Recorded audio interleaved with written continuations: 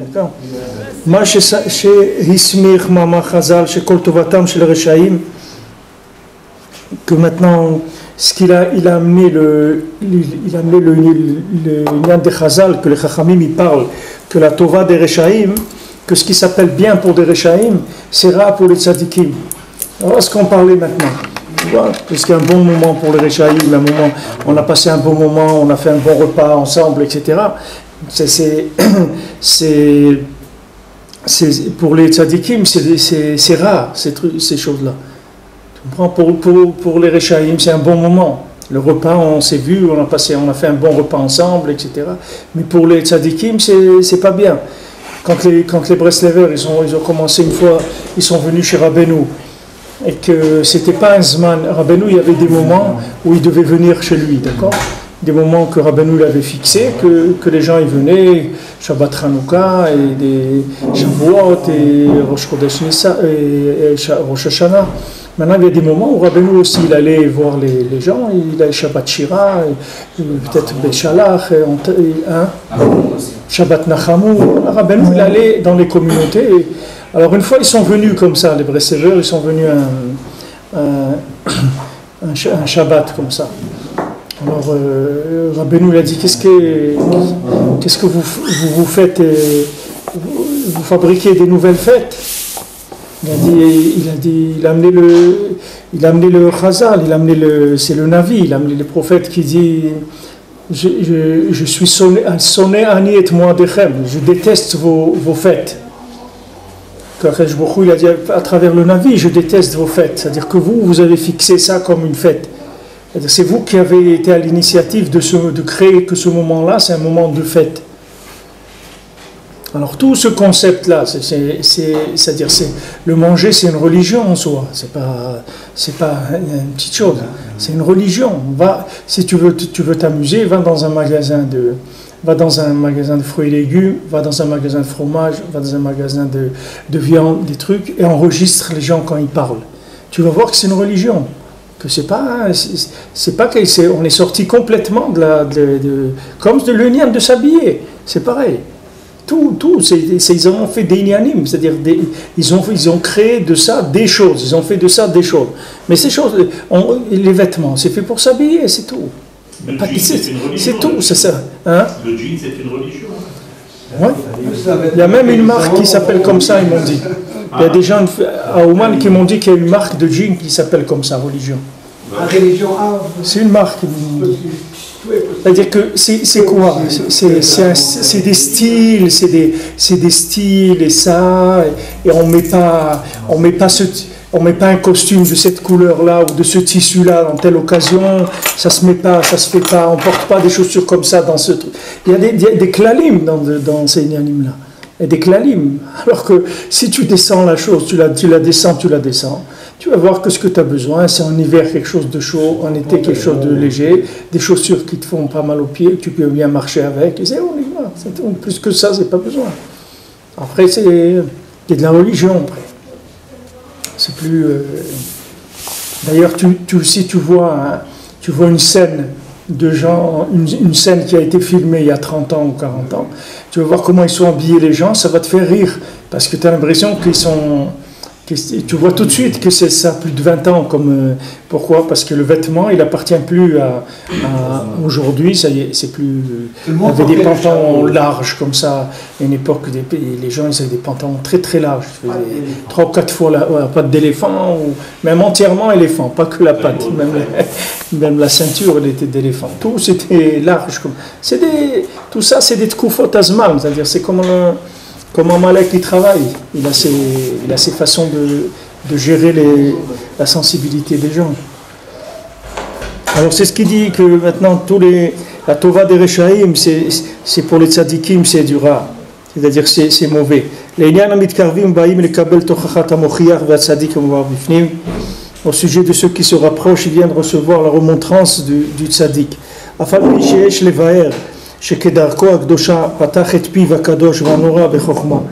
Bien que on peut expliquer que comme c'est son chemin, son habitude, il a ouvert sa bouche sainte avec une grande sagesse, en faisant une tochacha, même dans ces choses elles-mêmes, c'est-à-dire même quand il a parlé que toute la tova des Rechaïm, c'est une racha chez les tzadikim. C'est-à-dire même quand un racha il vient et qu'il fait une tova, c'est-à-dire que il vient faire la Shmona Esrei, il vient faire la Hamida, il vient prier. Rabbeinu, c'est comme ça qu'il l'amène. C'est-à-dire maintenant quelqu'un il vient prier. Il dit voilà, je fais ma prière, la Shmona Esrei, et il dit c'est une racha chez les tzadikim. Parce que après maintenant le tzadik il doit prendre cette prière et il doit la nettoyer parce que dedans il y a toutes les parties qu'il a données à la Sitra Achara, toute la malchoute de Sitra Achara elle va se révéler dans la prière, oui. C'est-à-dire dans la parole. Pourquoi la parole elle est tellement importante, même le Shabbat, quand on dit que ton dibour de Shabbat, il ne doit pas être comme dibour de Chol. Parce que si le Shabbat, tu commences à dévier dans la parole, ça veut dire qu'au point de vue Malchut, tu as une appartenance à d'autres concepts que les concepts de la Torah. Les concepts de la Torah, ils font que la bouche, elle est propre. C'est-à-dire que quand tu viens prier, il y a les mots, le cerveau, le cœur, tout rentre dans la parole. Il n'y a pas que maintenant tu es en train de dire des mots et ta tête, elle est dans un autre monde et ton cœur, il est dans un autre. Ça n'existe pas. C'est-à-dire quand c'est comme ça, ça veut dire que la personne, elle appartient à un autre monde. Maintenant, elle fait la prière. Mais elle, son appartenance, elle n'appartient pas à la prière. Elle appartient à un autre monde, à un autre pouvoir. Parce que si le pouvoir il est à sa place, la parole, la pensée, le cœur, tout est dans un seul axe. Il n'y a pas de... Quand tu dis un mot dans la Shmona Esrei, tu as ton esprit, il pense à ce que tu es en train de dire et ton cœur, il est branché sur ce que tu es en train de dire. Maintenant, quand tu as ni l'esprit ni le cœur qui est branché, que la tête et le cœur ils sont ailleurs, ça veut dire que il y a une appartenance à d'autres, il y a une soumission à d'autres systèmes, à d'autres formules de vie. Alors maintenant, ça même, c'est la tochacha du tzaddik, c'est-à-dire le tzaddik qui vient, il dit c'est quoi cette prière-là? C'est-à-dire dans la prière, il voit où il se trouve le Ben Adam. Alors c'est ça qui dit que la tova des Rechaïm, c'est une racha chez les tzaddikim. C'est ce qui s'appelle tova chez les Rechaïm, c'est-à-dire celui qui vient maintenant, il te dit mais quoi, moi je fais tchouva, voilà je suis en train de faire la Shmona Esrei, je viens faire la prière et tout. Il dit mais cette prière-là, quand elle vient chez le tzaddik, c'est ra'a, ça veut dire elle le dérange au tzaddik. Le Ochiyar Beder Bizayon, des fois que maintenant, Betochara Nifla, Gambadvironere Beatzmam, le Ochiyar Beder Bizayon, que le tzaddik des fois, il est obligé de faire des reproches en faisant un affront à la personne. Voilà, il rapporte ici le klal qu'il a dit au début de son sefer de Beor Alekutim, que maintenant, dans la tochacha elle-même, le tzaddik il fait la tochacha. C'est-à-dire quand le tzaddik il est en train de parler de la remontrance, il est en train de faire la remontrance à ce moment-là. C'est-à-dire celui qui maintenant il est attaché au tzaddik, qui prend au sérieux ce que le tzaddik est en train de dire, alors il est en train de lui faire l'opération pendant qu'il est en train de lui parler de la chose. C'est-à-dire la chose elle-même, elle est en train de travailler comme on a expliqué hier. Que ça permet de juger les tzaddikim de kafsrout, c'est-à-dire qu'on va juger les tzaddikim positivement, c'est-à-dire on va dire les pauvres les tzaddikim avec toutes les prières qui viennent chez eux et qui sont toutes à retaper complètement parce qu'elles sont pleines de mauvaises pensées, etc. Alors il faut comprendre que des fois les tzaddikim ils font des reproches qui ne sont pas des fois très agréables. Donc on voit à Perouch Azé Besefer par parot la chokhma incham. Aval bechol zot. Alors ça, il dit de regarder par parot la chokhma. On l'a déjà fait par parot la chokhma. C'est le premier Perouch qu'on a fait sur la Torah. Aval bechol zot leotzem chokhmato vesichlo elyon lemala. Mais malgré ça, avec la grandeur de la chokhma de Rabbeinu, de son cerveau qui est très élevé, comme on voit dans Makom Acher. איך אפשר שלא יוסיף על כל פעמים לרמז גם על זה מרחוק כדרכו הקדושה? Comment c'est possible que Rabbeinu il ait fait au moins une allusion à ça comme il a l'habitude de le faire? C'est-à-dire que maintenant Une allusion à quoi? De quoi il parle ici? C'est-à-dire une allusion à quoi? Une allusion au fait que maintenant il est en train de les masser de faire la Tochacha elle-même. C'est pas qu'il est en train de parler du sujet de la Tochacha, c'est-à-dire qu'il est en train de faire, quand il est en train de te parler de la Tochacha, alors on est en train de te faire le reproche en te parlant du reproche.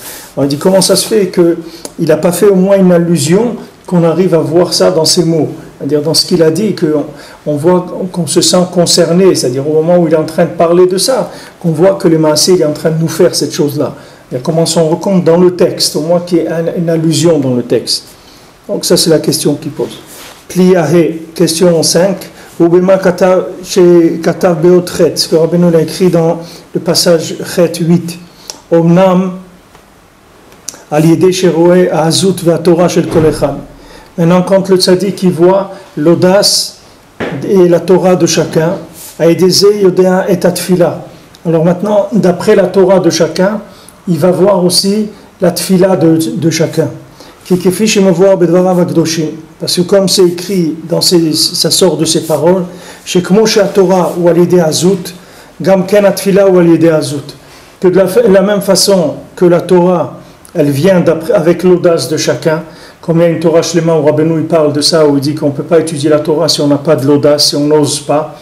C'est écrit que celui qui a honte, il ne peut pas étudier. Et l'Okiblu Israël et la Torah, il dit ils ont reçu la Torah à Israël que parce qu'ils sont azim, parce qu'ils ont de l'audace. C'est-à-dire que le niam de chercher le maître, de chercher l'enseignant, ça demande une audace, c'est-à-dire il faut oser poser des questions. Il ne faut pas avoir honte qu'on voit qu'on n'a pas compris. Au contraire, quand on demande une question, on dit on n'a pas compris, c'est avec ça qu'on va arriver à recevoir les tzimtzumim, c'est-à-dire la réponse dont on a besoin pour pouvoir nous débloquer. Donc il faut de l'audace pour apprendre. Alors il dit que la même chose que la Torah, pour apprendre la Torah, il faut de l'audace. Pour la prière aussi, il faut oser. Rabbeinu dit dans Sichot Haran que si quelqu'un il se souvenait de Klaverot qu'il a fait dans sa vie, il ne pourrait pas ouvrir sa bouche dans la prière. Il dit heureusement que Kadosh Baruch Hu il a donné l'oubli, que les gens ils oublient, même s'ils savent qu'ils ont fait des bêtises, mais c'est light, c'est flou c'est pas dans leur cœur, c'est pas présent dans leur cœur. Si c'était présent, mamash, ils ne pourraient pas ouvrir leur bouche dans la tefila. Donc quand on vient prier, il faut de l'audace, parce que tu dis comment je viens prier maintenant Hachem et tout, alors que voilà, hier j'ai prié aussi, et puis d'hier à maintenant je fais encore des bêtises, etc. Comment je vais prier? Il faut oser. Pour prier aussi, il faut de l'audace. יש להתפלא ולתמוע קצת בהכרח הבחנת הצדיק בעזות התורה שרואה בכל אחד. Alors il faut s'étonner un petit peu sur ce lien-là de l'obligation que le tzaddik il doit déceler l'audace de chacun dans la Torah de chacun. ולא יבחין ויראה כמו כן את התפילה והעזותה בעצמה שנמצא בכל אחד. Et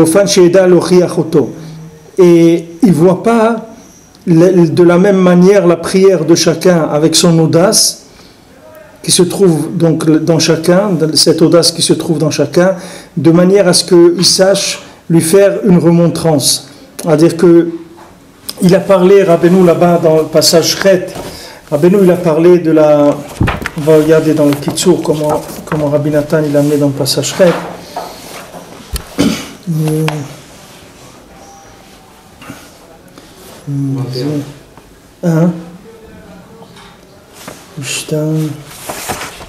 Ici c'est pas dans le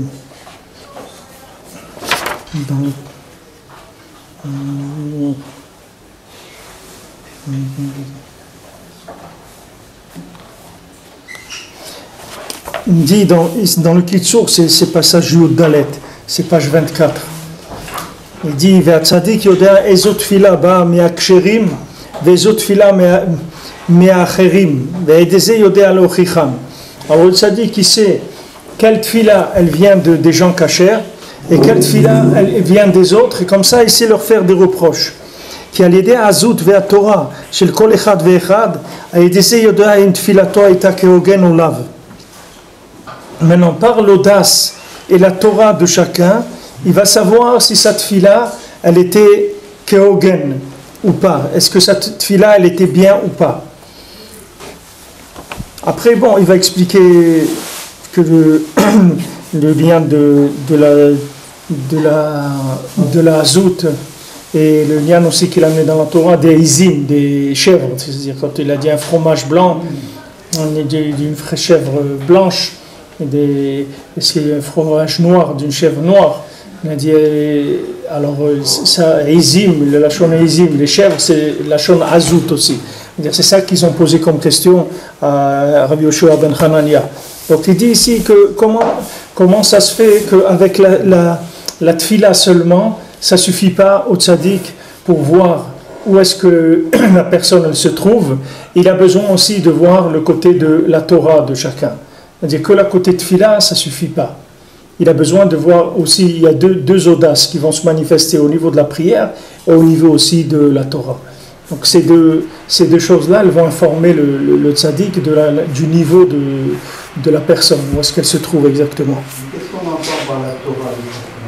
La Torah de chacun, mais ça veut dire ce qu'il a comme Torah, la Torah qu'il a, c'est-à-dire les enseignements qu'il a.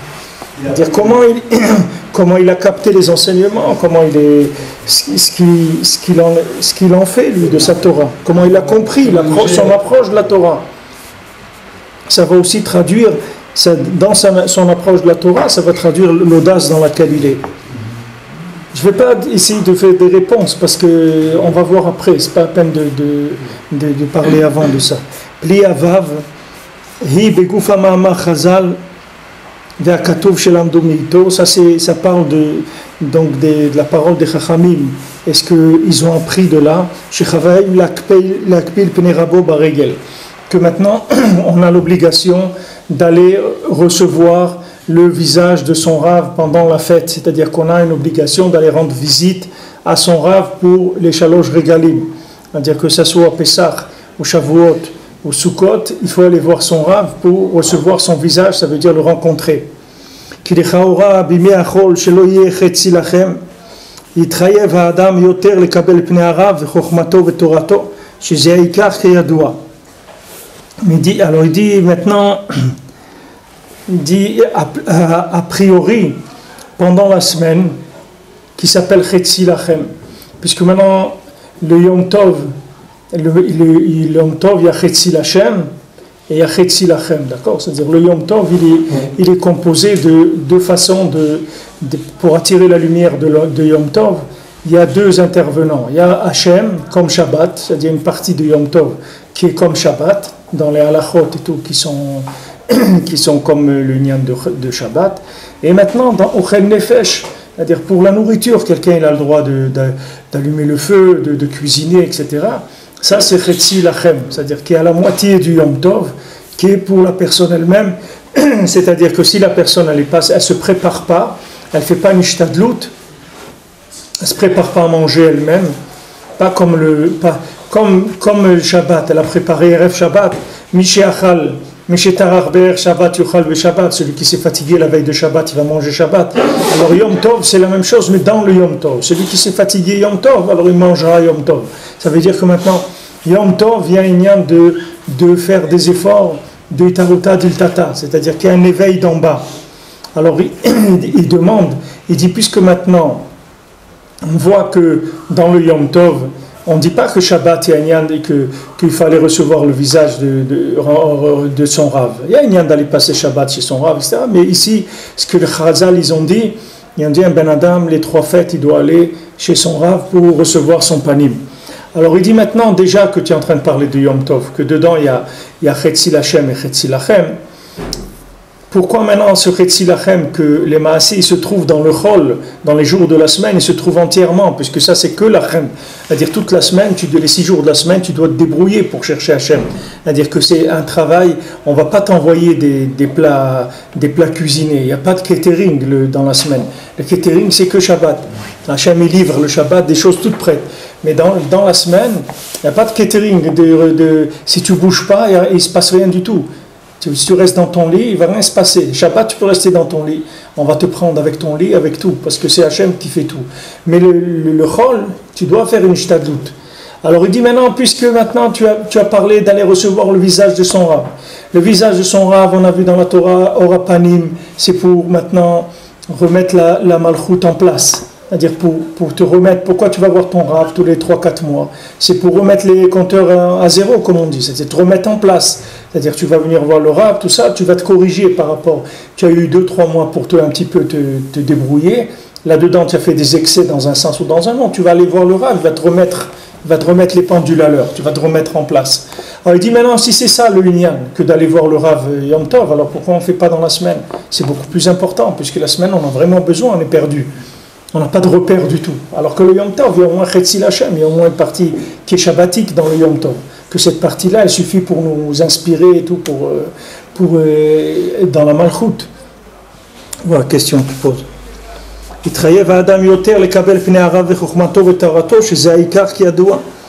dit voilà, les meachol, ce sera mieux. D'accord? ועתה נבוא להודיע כמה ידיעות במסילת הלימוד שבמאמר הזה, אשר על ידם ידברו ויתיישבו גם הפלאות הנ"ל. Donc maintenant il va commencer à expliquer des choses sur la Torah et automatiquement dans ces explications on rentrera les réponses aux questions qu'il a posées avant. Alors maintenant il parle de Yedia, c'est-à-dire c'est des choses, des explications. מה שמבואר בדבריו הקדושים בעניין כלליות בני ישראל.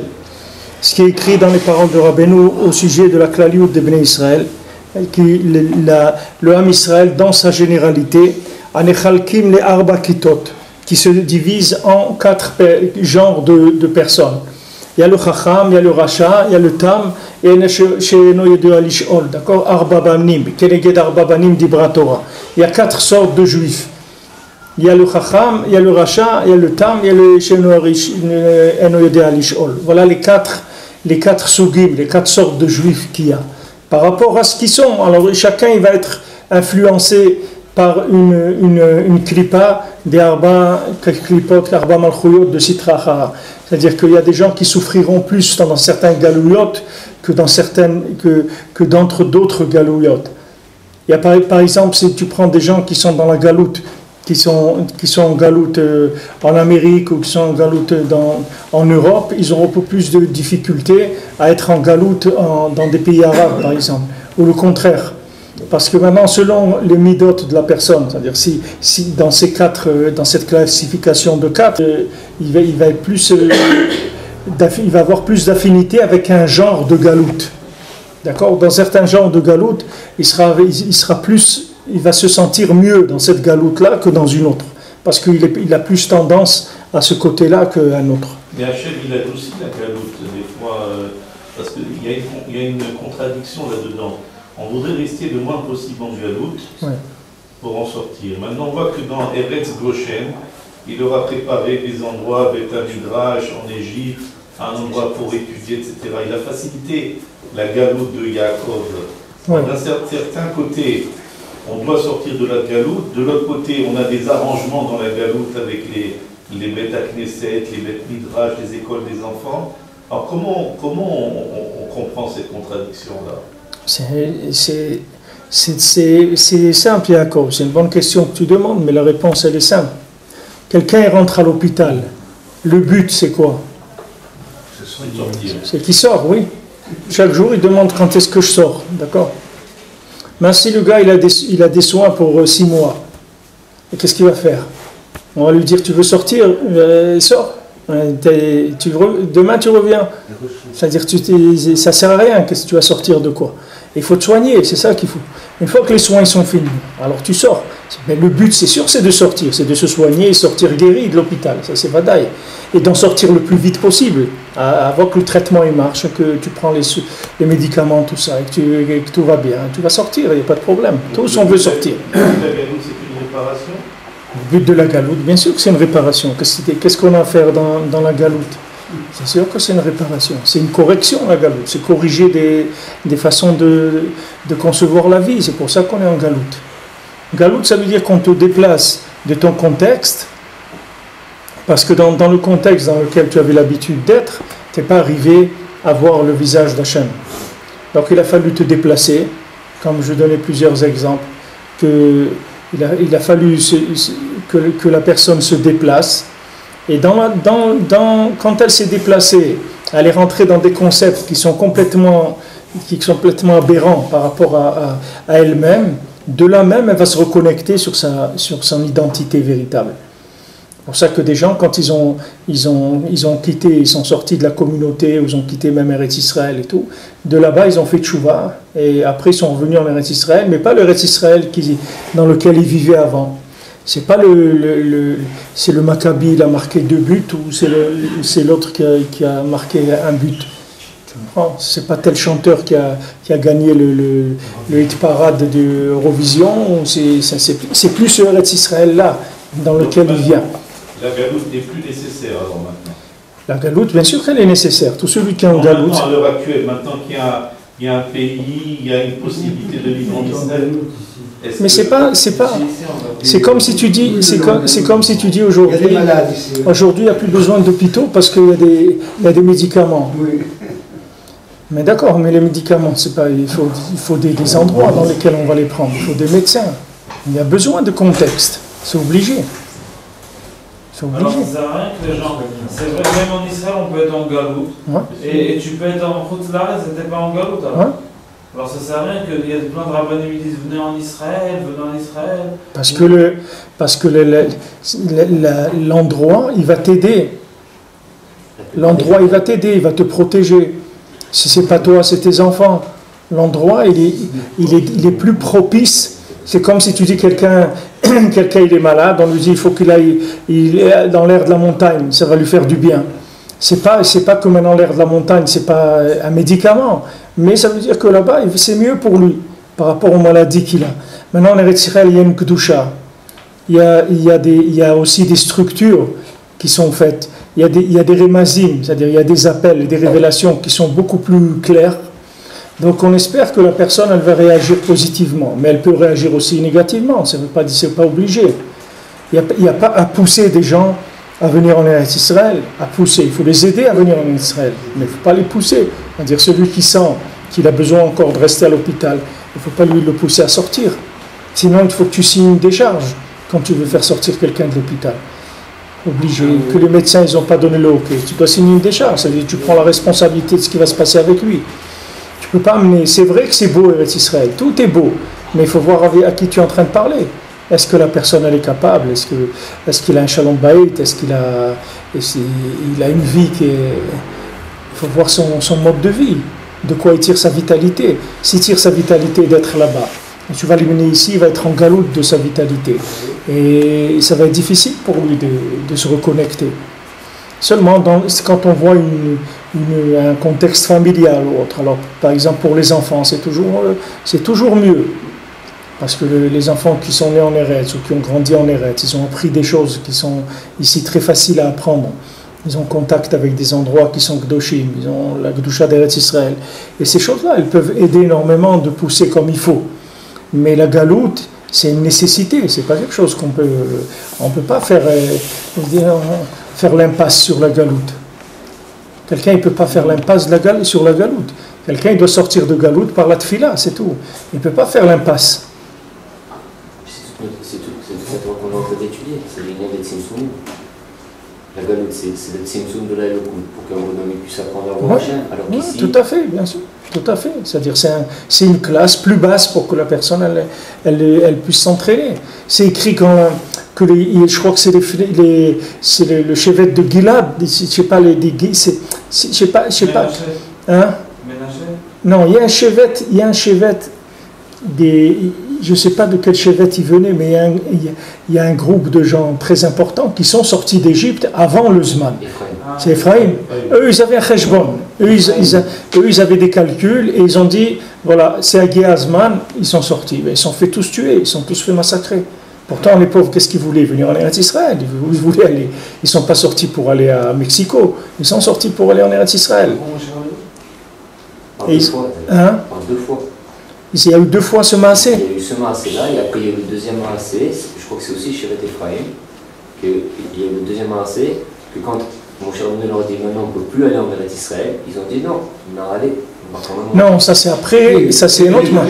Non, ça c'est après que la Xéra des Meraglim, que Hachem il a dit ça y est. Ouais, après ils ont dit Ça c'est encore. Mais ce que moi, pourquoi je veux te dire ça, ça ils étaient déjà lancés dans l'affaire. C'est pas la même chose. Ils étaient déjà sur la route. Tu vois. Ça, on parle maintenant qu'ils étaient en Égypte. Ils étaient dans l'esclavage d'Égypte. À un moment, ils ont dit, écoutez, nous on a une Kabbalah. D'après, c'est maintenant qu'il faut sortir. Maintenant, on part. Ils sont partis. Ils ont quitté l'Égypte et ils se sont fait tous tuer. Parce que c'était pas le Zman. Qu'est-ce que ça veut dire qu'ils sont fait tous tués? Ça veut dire que les Maasé, c'était pas la leçon qu'ils devaient apprendre maintenant, c'était pas celle-là. La leçon, il fallait rester encore en Égypte le temps qu'il fallait et sortir au moment où Moshe Rabbeinu dit de sortir. Toutes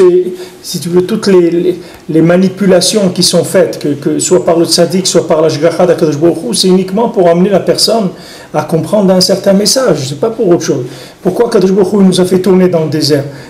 Parce que ils ont dit, par exemple, après, quand ils ont eu des problèmes, les Béni Israël, ils ont dit, bon Nassi Mouranch, viens, on va se nommer un manig, un dirigeant, un leader, et on retourne en Égypte, quand ils étaient dans le désert. Ils disent, venez, on va se trouver un leader, quelqu'un qui est capable, qui a du charisme, qui a ce qu'il faut pour nous ramener en Égypte. Ah, ça y est, on retourne.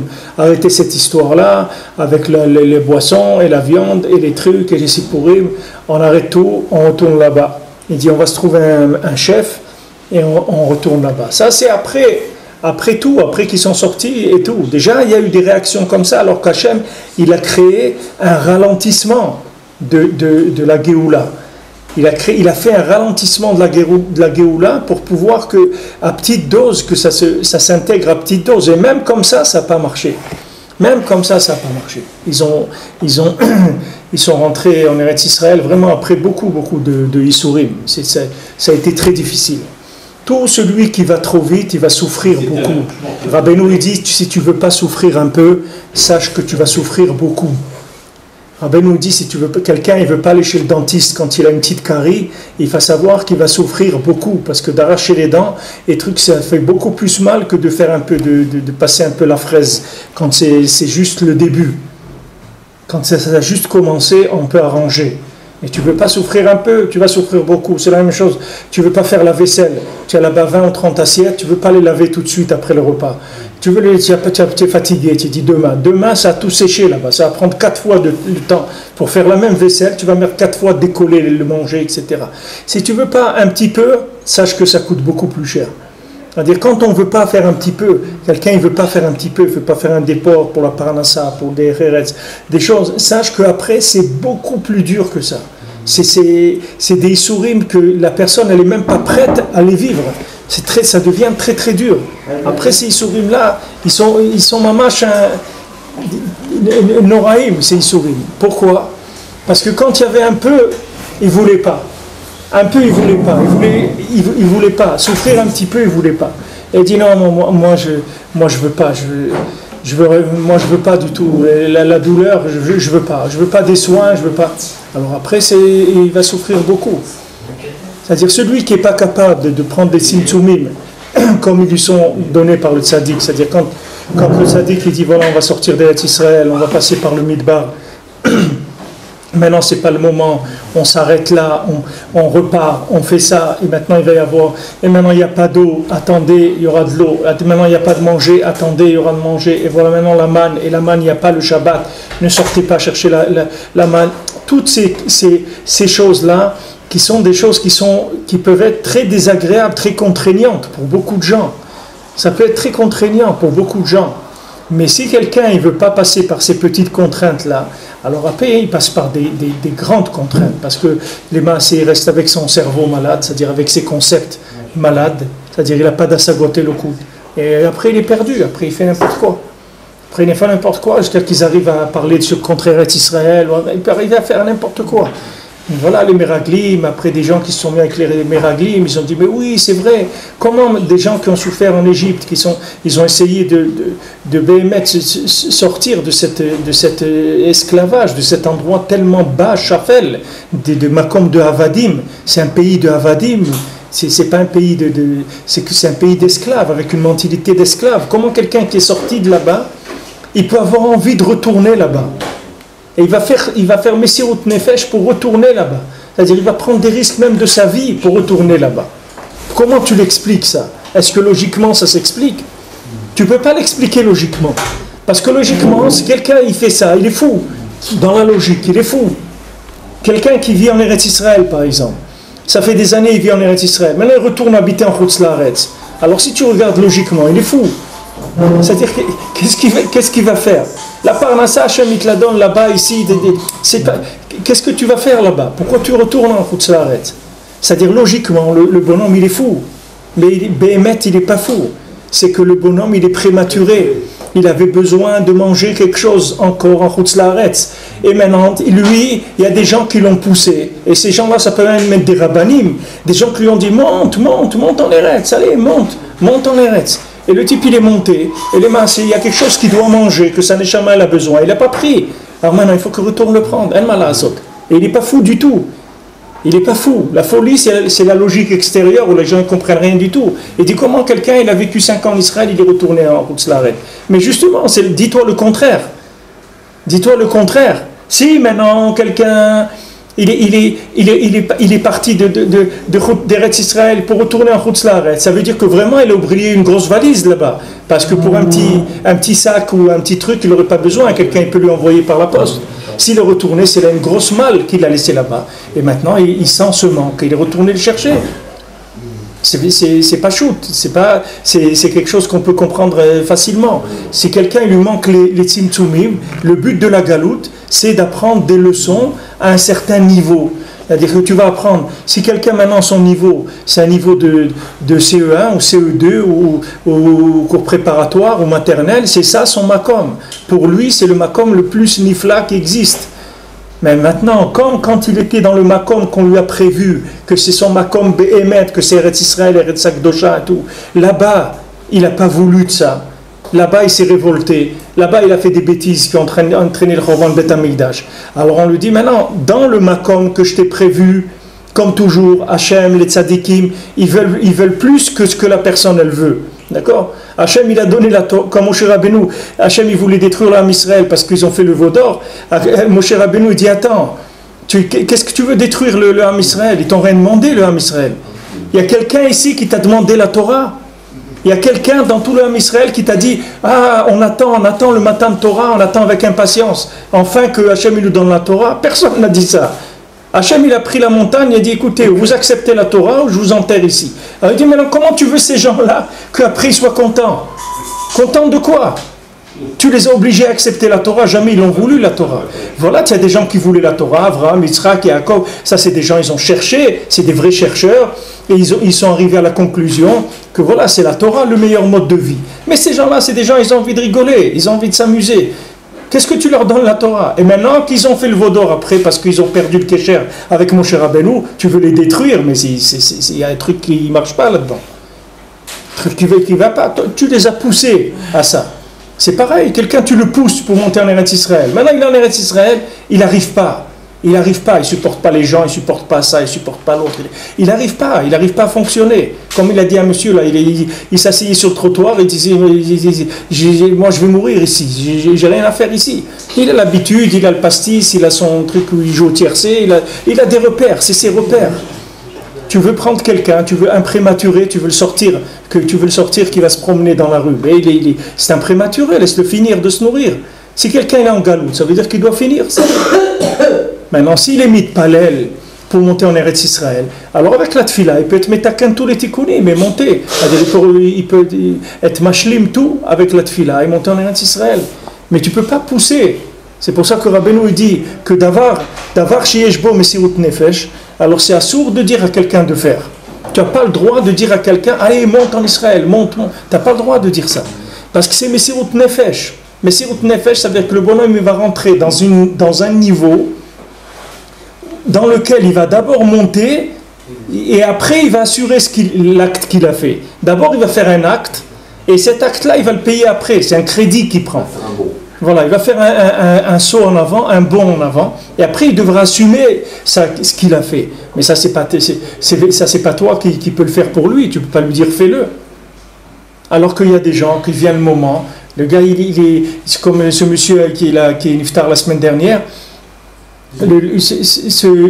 Son fils, il m'a dit, il était malade, il a été à l'hôpital. De l'hôpital, il a été à l'aéroport, il est monté en Israël, il a fait la Aliyah. Il a dit, je ne retourne plus à la maison, ça y est.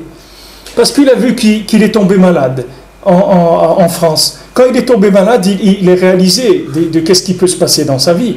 Alors il s'est dit, qu'est-ce que je fais ici? Il n'a plus remis les pieds à la maison. Il est resté un mois à l'hôpital. De l'hôpital, ils sont venus là-bas, il a fait les papiers, tout de l'Aliyah. Il est monté en Eretz Israël, il est niftar. Et voilà, 9 mois ou je ne sais pas combien de temps après, il est niftar en Eretz Israël. Mais il a senti que ça y est, d'un coup, sa vie, elle a tourné. C'est-à-dire, il a compris quelque chose, il a dit, ça y est, je pars. Je ne remets même plus les pieds à la maison, ni la valise, ni rien du tout. Il est parti tout de suite. Parce qu'il y a eu une saga, ça y est, l'élément qu'il devait prendre, quand il a été à l'hôpital, tac, le dahat, il est venu, il a dit, alors il faut que j'avance. Ça, c'est le sens de la galoute, c'est ça pour ça qu'on est en galoute. C'est-à-dire, le lien de la galoute, c'est ça. Il n'y a pas là-dedans de siman klali. Chacun, il doit faire son travail quand il doit le faire. Il n'y a pas tu ne peux pas dire à quelqu'un, tu rentres dans une école, tu ne vas pas juger les gens d'après comment ils sont habillés ou la taille qu'ils ont. Il y a des élèves qui sont grands de taille, ils sont dans des petites classes, tu ne peux pas savoir. Les critères, c'est que le tzaddik qui sait que chacun, de quoi il a besoin comme tzimtzum, là où il se trouve exactement. Non, où tu vas embarquer les gens, dans quoi tu veux les embarquer. Alors ce qui dit ici que maintenant, Klaliut Bnei Israël, Nechlakim L'arba Kitot. Donc dans le Ham Israël, il y a ces 4 groupes-là. Chacham, Rasha, Tam ve Sheno Yodea Lishol. Shehu Shachrit. Il y a un rapport avec les points que tout le temps l'insiste dans le on peut trouver, mais c'est pas. Ici, c'est pas écrit ces choses-là. Il faut partir de l'écrit et après tu ouvres. Maintenant, il parle ici de Shachrit, d'accord? Que le lignam de Shachrit, c'est Sheno Yodea Lishol, c'est Shin, Chet c'est Chacham, Resh c'est Rasha et Tav c'est Tam, d'accord? Alors ce lignam de Shachrit, c'est une lignam de Shachrit ou de Shachrut, c'est-à-dire que Shachrit ou Shachrut, c'est la même chose, ça veut dire que maintenant, ces quatre façons de vivre la chose, c'est ça le tzimtzum. C'est ça le tzimtzum. C'est-à-dire que maintenant, dans le Ham Israël, tu as 4 groupes de gens qui sont entièrement différents les uns des autres, c'est ça qui fait le Emet. Le Emet, c'est cette différence qui fait le Gilouï d'Hachem. Parce que maintenant, pour dévoiler de l'infini dans un monde qui est fini, tu ne peux pas avoir un seul concept de la vérité. Parce que si tu as un seul concept de la vérité, c'est sûr que tu te trompes. Comme Rabbeinu il a dit, heureusement que vous avez des questions sur moi. Parce que si vous n'avez pas de questions sur moi, ça veut dire que je suis comme vous. Il dit, heureusement que vous avez des questions sur moi. Que tous les tzadikim, ils ont des questions sur moi. C'est normal. Ça veut dire qu'il faut des rachats, il faut des... Il faut tout. Il faut celui qui te montre ce qu'il faut faire et celui qui montre ce qu'il ne faut pas faire. Chacun, il a son... Ça veut dire en nous-mêmes, on ne doit pas être trop émettre non plus. C'est-à-dire qu'il faut laisser une part aussi un petit peu au sheker. Pas au sheker. Non, pas le sheker, mais la prina du lokaseder. À l'intérieur de nous-mêmes. Il faut que ça mûrisse. Il faut mûrir. Il faut que le Hémet il mûrisse. Il faut un temps pour que le Hémet il mûrisse. Chacun il a son temps. Ça commence à la bar mitzvah et après chacun. Il ne faut pas être trop sédère. Les deux, il faut les deux. Maintenant ça dépend aussi comment quelqu'un il est banouille. Il y a des gens qui sont plus à gauche, plus à droite. Il y a 4 kittot. Ces 4 kittot là dans le Ham Israël, on a besoin de ces 4 kittot. Maintenant chacun il fait partie d'une kita par rapport aux autres. Par rapport aux 3 autres. Et là-dedans, toute sa tikva, c'est-à-dire tout son espoir, c'est qu'il soit béchalom avec les 3 autres. Sinon, jamais il va s'en sortir. Parce que toujours, il va être limité dans sa façon d'approcher les choses. Il a intérêt à ouvrir l'esprit et à se connecter avec les 3 autres. Parce que les 3 autres, ils vont le renseigner sur des choses. Il a besoin de se connecter avec des gens qui sont complètement différents de lui, quoi. Bien sûr, c'est Vadaï. C'est Vadaï. Rabbi Yochanan, Rish Lakish, quand il est mort, Rish Lakish, qu'est-ce qu'il a dit Rabbi Yochanan? Ils lui ont donné des chavrutot, des tanaïm, il dit chacun avec qui il étudiait, et il dit voilà, Tanya de Messiah Allah, voilà, je t'amène une braïta, quelque chose qui justement qui va dans le sens de ce que tu es en train de dire. Rabbi Yochanan il dit quelqu'un qui me dit, qui m'amène des preuves sur ce que je suis en train de dire, j'ai pas besoin. Il dit moi j'avais besoin de Rish Lakish parce que Rish Lakish, quand il parlait Rabbi Yochanan, il posait 400 questions, Arba Meot aussi, des Arba Malchuyot. C'est-à-dire il posait 400 questions sur un dibour de. C'est ça qu'il a besoin. Il a besoin de quelqu'un qui lui pose des questions. Il n'a pas besoin de quelqu'un qui lui dit ah c'est bien, c'est bien, c'est bien. Parce qu'à force qu'on lui dit c'est bien, il va se perdre complètement. Parce que c'est bien seul, ça n'existe pas. Ça n'existe pas. L'otov Adam liot levado. Un homme seul, c'est l'otov. Un homme seul, c'est l'otov. Même un homme qui a la vérité, la plus grande vérité du monde. Seul, c'est l'otov. C'est ce qu'il a compris Rabbi Shimon Bar Yochai quand il a commencé sa yeshiva en disant Anan bechavirutat aliyah milta. Nous, toute notre Torah, elle dépend de l'amitié qu'il va y avoir entre nous. Parce que cette différence qu'il y a, et qu'on va être Béchalom, c'est ça qui va amener le Zohar dans le monde. C'est ça qui va amener le Zohar, qui va faire sortir l'homme Israël de la galoute. Tandis que son maître Rabbi Akiva, il a fallu qu'il y ait 24 000 élèves tzadikim qui meurent pour qu'ils disent il y a un klal gadol batorah, ve'avta l'eracha kamocha. Tu dois amener tu dois aimer, comme Rabbi il explique ça, tu dois aimer le mal qui te vient. Parce que Kamocha, c'est-à-dire comme tu es toi, Ani Hashem, je suis encore Rahman avec toi. Ça veut dire que maintenant, même si tu as affaire à des élèves, des gens, des chaverim et tout, qui sont complètement différents de toi, et que ça, les filles d'Atra, c'est ra'a pour toi, puisque c'est maintenant quelque chose qui vient troubler, si tu veux, ta façon de vivre les choses, sache que de ça même, Ani Hashem, que de ça même, il y a des rachamim. Ça, c'est les rachamim. C'est ça les rachamim. Quand il a vu 24 000 élèves qui sont morts, 24 000 tzadikim, il a dit Klal Gadol Batorah, et de ce point-là, il a commencé Rabbi Shimon. Il dit, au lieu de faire tout ce qu'ils ont fait eux, qu'ils ont étudié toute la Torah entière, pour arriver après un manque de respect et un manque d'amitié entre eux, c'est ça qui les a détruits à tous. Ça veut dire que toute la Torah entière, elle ne marche pas s'il n'y a pas ça. Donc nous on va faire à l'envers, on va commencer avec ça, ça va être ça notre point de départ, et de là après on va étudier la Torah. C'est pour ça qu'après ils ont eu des Gilouim Niflaim, il y avait la Shrina, il y avait Moshe Rabbeinu, Rayam et Amna, tout, il y avait tous les tzadikim, ils étaient avec eux, parce qu'ils étaient Beyachad, tu crois qu'ils étaient pareils? C'est pas qu'ils se ressemblent, ça semble ça c'est pas ça, ça c'est des gens entièrement différents, mais qui ont un tachlit commun, ils ont un tachlit commun. C'est-à-dire, il y en a qui vivent dans le contraire. Ça, c'est le rachat. Il fait le contraire de ce qu'il faut faire. Alors, tu as besoin du contraire. Tu as besoin du contraire. Celui qui était, à l'époque du Sanhédrin, celui qui n'était pas capable de prouver toute la Torah à l'envers, mais d'après la Torah, il ne peut pas rentrer dans Sanhédrin. Il ne peut pas rentrer. C'est-à-dire quelqu'un, pour entrer dans le Sanhédrin, il doit amener des preuves que c'est mitzvah d'être Mechalel Shabbat, que c'est mitzvah de manger du porc. Il doit amener une preuve de la Torah. Il doit amener une preuve dans la Torah. S'il ne peut pas amener une preuve dans la Torah, il ne peut pas rentrer au Sanhédrin. Pourquoi il ne peut pas rentrer en Sanhédrin? Parce que sa tête, elle est axée dans une partie de la vérité qui ne peut pas accepter la différence. Et il ne peut pas accepter la différence, il ne peut pas juger quelqu'un. Il ne peut pas juger quelqu'un. Parce que pour juger quelqu'un, il faut des rachamim, il faut que la chose soit adoucie. Pour qu'elle soit adoucie, il faut la chose et son contraire.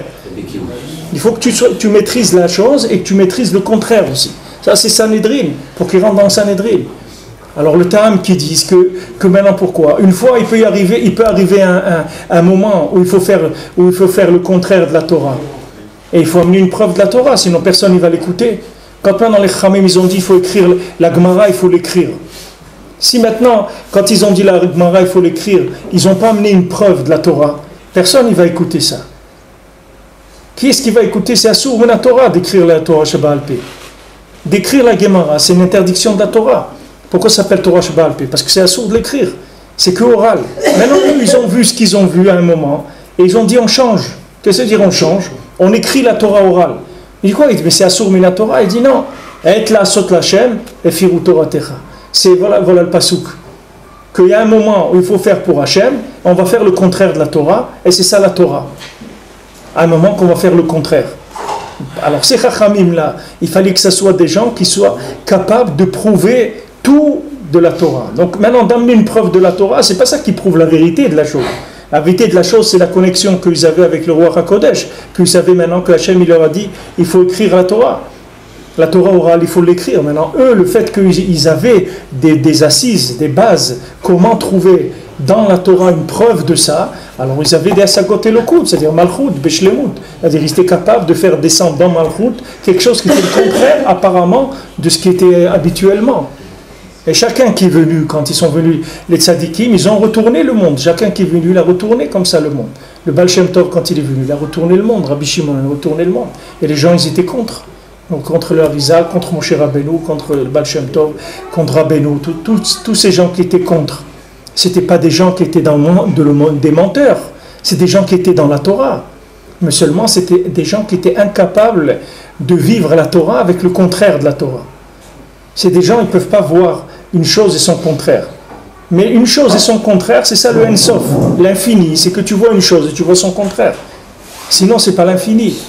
Sinon, c'est une chose, c'est une vérité qui est finie, qui est limitée. Maintenant, avec ça, ils emmènent les gens en galoute. Alors, quand Akadosh Baruch Hu, il a décidé d'amener des tzadikim comme Rabbeinu ou comme le Baal Shem Tov, ils sont venus, ils ont révolutionné tout ce qui était establishment. Alors ça a énervé beaucoup de gens. Beaucoup de gens, ils étaient en colère. Parce qu'ils disent, mais quoi, qu'est-ce qui vient qui vient amener des choses comme ça? Nous, on n'a pas l'habitude de ces choses-là. Nous, on a été habitués. On a toujours été habitués. Voilà comment ça se passait. Le Baal Shem Tov. Et après, il y avait le Maggid de Mezrich. Et après, il y avait des Talmidim. Et il y avait des Rebbe, des Chassidim et tout. C'est quoi qui vient maintenant? Il vient, Rabbi Nachman, il dit que c'est lui le dernier Rebbe qu'il va y avoir dans le monde. C'est quoi ce lien-là? C'est un chidouche. Ils n'ont pas accepté ça.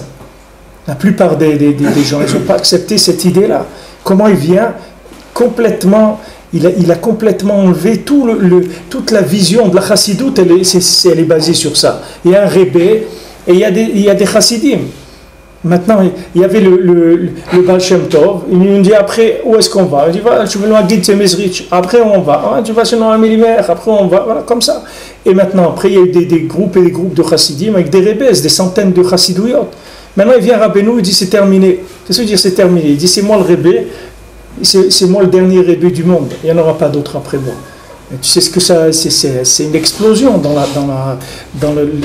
toutes les choses qui sont établies. C'est très très dur. Nous, ça nous fait rigoler parce que nous, on n'a rien à perdre. C'est la cloche, tu comprends, des clochards, qu'est-ce qu'ils ont à perdre? Tu lui dis, voilà, c'est le président de la République. Alors, il voit le gars, il sort du prisonnier, qui dit, maintenant c'est moi le président de la République. Il dit, ça te fait plaisir, moi ça ne me dérange pas, pas de problème. Mais des gens qui sont installés, qui ont vécu la vérité et qui ont été Moser Nafsham pour ça et tout, c'est très dur pour eux de bouger. Le Harizal, c'est pareil. Il y a tous les gens qui étaient contre lui, des grands Khamim, ils étaient contre lui. Parce que cette opposition, elle vient du fait que maintenant, il y a eu une tendance. Cette tendance, elle a été d'un côté trop. La vérité, elle s'est trop morcelée dans un côté, c'est-à-dire elle s'est trop orientée. Donc maintenant, il fallait un retournement de ça. Ce retournement de ça, il peut venir que par des gens qui sont complètement nouveaux, qui amènent une chose qui est complètement nouvelle. Et cette nouveauté, le monde n'est pas prêt de l'accepter. Cette nouveauté, le monde n'est pas prêt à l'accepter. Alors tant que le monde n'accepte pas ça, alors ça prend du temps et du temps et du temps et du temps. D'abord les plus grands malades, ils vont accepter, et après un peu moins malades, etc. etc. Déjà, les premiers, c'est ceux qui n'ont rien à perdre. Ils n'ont rien à perdre, comme le minyan Naouman qui avait il y a 15 ans, comme ça, il commençait à avoir un minyan sur le Tzion. Mais qui c'était ces gens-là? C'est des Russes qui habitent à Ouman. Ils leur donnaient $10 ou $20 par mois pour venir au minyan. Tous les jours, ils étaient là-bas, il y avait minyan. Ce n'est pas un problème pour eux de venir au minyan. C'est des gens, de toute façon, ils n'ont rien à faire. C'est des retraités, des gens, ils n'ont rien à faire. Tu leur donnes $10-20 pour qu'ils viennent au minyan, ils vont venir. Nous, c'est pareil, tous les Bali Tchouva, c'est des gens, de toute façon, ils sont perdus. Alors tu leur dis, Ouman, ça, et dis-moi ce que tu veux, moi, il n'y a pas de problème. Moi, tu me sors de là où je suis, moi, je fais ce que tu veux. Puisqu'ils n'ont aucune arrière-pensée, puisqu'ils ne savent rien. Ils n'ont pas des choses qui sont déjà... Ils ne sont pas installés dans rien du tout. C'est facile pour eux. La vérité, pour eux, elle se traduit comme on veut. Ce n'est pas un problème. Mon cher Rabbeinu dit, on va là-bas. Il dit, ok, on va là-bas. On va là-bas, on ne va pas là-bas. Ce que tu veux. Parce qu'il n'y a pas quelque chose qui est... Mais le renouvellement, ça a été très dur dans l'Israël. Très, très dur.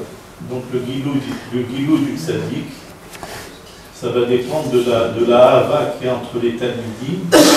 On comprend une chose, c'est que chaque fois que le nombre des talmidim grandit à Ouman, dans chaque kibbutz, ça permet la même année d'augmenter encore davantage le kibbutz du tzaddik. Bien sûr. Dont l'importance du kibbutz. Bien sûr. Quand tu vois une table, quand tu viens à une table, si tu vois dans une table que des gens tenus de football, alors tu te dis ici, je suis rentré dans une salle à manger d'un club de football, c'est pas shoot, ils sont tous avec le numéro, les chaussures, etc. Si tu rentres dans une table où tu trouves que des gens qui sont habillés en smoking et trucs, tu dis bon, je suis rentré dans ça.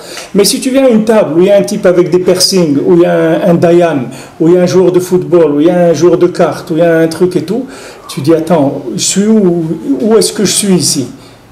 Qui c'est le balabaï de cette Séouda là? Qui c'est? C'est un joueur de ça, c'est ça, c'est ça. Il dit non, c'est tout ça en même temps. Et encore beaucoup plus que tout ça. Alors automatiquement, ça s'ouvre. Puisque maintenant, tu ouvres, tu proposes des repères qui sont complètement différents. Donc tu vas attirer beaucoup plus de gens, c'est normal. C'est quelque chose qui n'est pas shoot. Et si ces gens-là, ils sont béchalom, c'est du flammé. Ils reçoivent bien ça, c'est pour ça que quand un groupe il est matzliya, les gens du groupe, ils arrivent à avoir des assagotes, à écrire des livres, à sortir des torot, des hidushim, parce qu'il y a une atzlacha dans le groupe. Comme Rabbi Shimon, il dit, nous, voilà de quoi on dépend. Nous, on dépend de ça, et Rabbeinu aussi, il a dit ça. Rabbeinu, il dit, les gens, ils vont s'étonner de la hava qui est entre vous, ils vont voir cette hava, ils vont dire, c'est quoi cette hava? Cette hava qui vient du tzaddik, parce que tu vois que le tzaddik, il est kolel. Il est collèle les différences. L'exponentiel dans le nombre de Ouman, chaque fois qu'il y en a un plus, c'est des milliards. Quand il y en a un qui s'ajoute, c'est des milliards de possibilités de comprendre la Torah. Des milliards de concepts qui descendent dans le monde, qui étaient perdus, qui étaient complètement cachés du monde. Et maintenant, les gens qui sont perdus avec ces concepts, ils peuvent revenir. C'est des systèmes sophistiqués. C'est comme tu as des fois des chercheurs dans le monde, ils se regroupent. C'est un chercheur qui se trouve dans un pays, dans un autre. Et ils sont 10 ou 15 chercheurs. Ils se mettent tous ensemble. Et ils vont faire quelque chose. Ils vont trouver quelque chose d'extraordinaire. Parce que chacun, comme il a cherché, c'est pas comme l'autre. Donc toutes leurs connaissances ensemble et leur expérience, ça va donner des choses extraordinaires. Maintenant, chacun qui vient, chaque juif qui vient, qui est mitbatel au tzaddik, il permet, si tu veux, par son inclusion dans le tzaddik, d'investir, si tu veux, son capital spirituel, de sa neshama, dans un système qui le démultiplie avec tout le nombre de gens. Donc ça donne des choses extraordinaires. Et extraordinaires en quoi? Que ça va permettre à des gens qui sont bloqués complètement dans la galoute de sortir. Des gens qui sont perdus dans le mensonge complètement parce qu'ils sont enfermés dans des concepts que tu ne peux pas sortir de là-bas, tu ne peux pas leur parler, tu peux leur parler tant que tu veux. Ça ne fait rien du tout parce qu'ils sont emprisonnés dans des concepts. Alors maintenant, le shalom qui est entre les élèves du tzaddik, ça